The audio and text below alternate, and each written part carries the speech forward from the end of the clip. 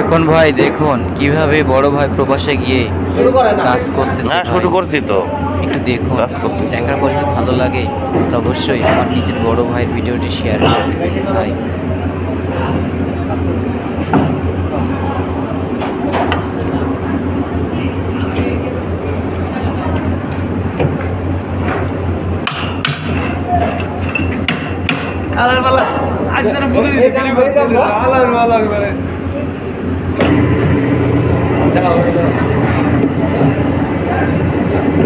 আরে কাজ করেন আপনি ওইটি দেখতে হবে, মোবাইলে তো তাকালে হবেই।